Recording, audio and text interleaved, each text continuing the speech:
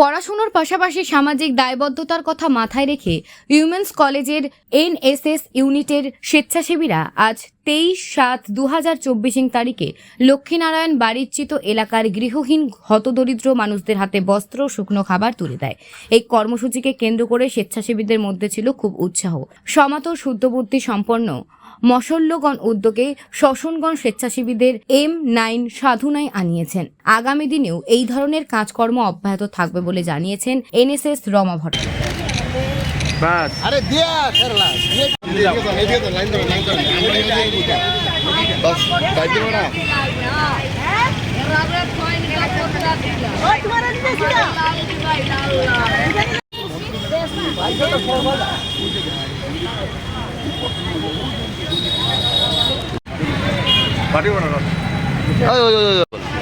আমাদের পৃথিবীতে প্রত্যেকটি মানুষের বেঁচে থাকার জন্য খাদ্য, বস্ত্র, বাসস্থান খুবই প্রয়োজন।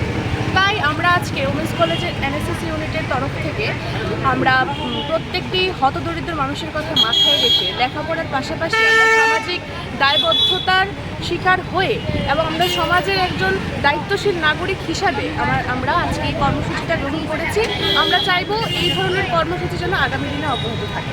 কর্মসূচিটা কি? আমরা হতদরিদ্র মানুষের হাতে বস্ত্র এবং কিছু শুকনো খাবার বিতরণ করছি। এটা কি এখানেই শেষ হবে না আগরতলা শহরের অন্য অন্য জায়গায় আপনারা দেবেন? আমরা আপাতত লক্ষ্মীনারায়ণ বাড়ি স্থিত এই হতদরিদ্র মানুষদের খাদ্য, বস্ত্র আর শুকনো খাবার বিতরণ করছি। আমরা পরবর্তী সময়ে দেখি আমরা যদি চাই এরকম কর্মসূচি আরও। আপনার নাম? অনুষ্ঠিত